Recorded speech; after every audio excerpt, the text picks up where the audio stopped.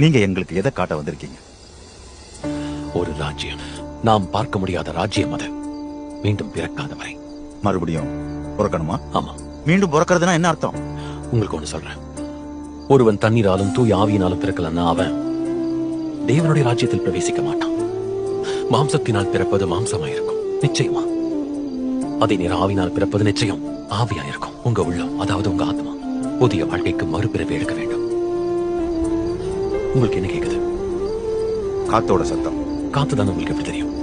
ஏன்னா என்னால அது உணர முடியுது. அதோட ஒலியை நான் கேட்கிறேன். அது எங்க இருந்து வருதுன்னு தெரியுமா? தெரியாது. எங்க போகுதுன்னு தெரியுமா? தெரியாது. ஆவியில மீண்டும் பிறக்கிறதும் கூட அதே மாதிரிதான். ஆவியானவர் அதிசயத்தக்க வகையில உங்களுக்குள்ள செயல்படலாம். ஆவியானவரை பார்க்க முடியலனாலும் அவர் செயல்பாட்டை உங்களால அடையாளம் காண முடியும். உங்களுக்கு ஞாபகம் இருக்கா? பாரான் வனாந்தரத்தில் ஜனங்க அதை நோக்கி பார்க்கணுங்கிறதுக்காக பாலைவனத்துல மோசே வெண்கல சர்ப்பத கம்பத்தின் மேல தூக்கி வச்சார். அந்த மாதிரி மனுஷகுமாரனும் உயர்த்தப்படுவார்.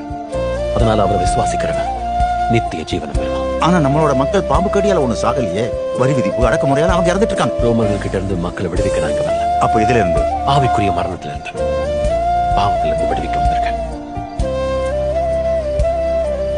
தேவன் தம்முடைய ஒரே பேரான குமாரனை விசுவாசிக்கிறவன் அவனும் அவன் கெட்டு போகாம நித்திய ஜீவன் அடையும்படிக்கு அவரை தந்தருடைய இவ்வளவாய் உலகத்தில் அன்பு கூர்ந்தார். உலகத்தை ஆக்கினைக்குள்ளாக தீர்க்கும்படி தேவன் குமாரன் உலகத்துக்கு அனுப்பல. அவராலே உலகம் ரட்சிக்கப்பட அவர் மூலமாக கம்பத்தில் ஏற்றி வைக்கப்பட்ட மோசையின் சர்ப்பம் போல இது எளிமையானது.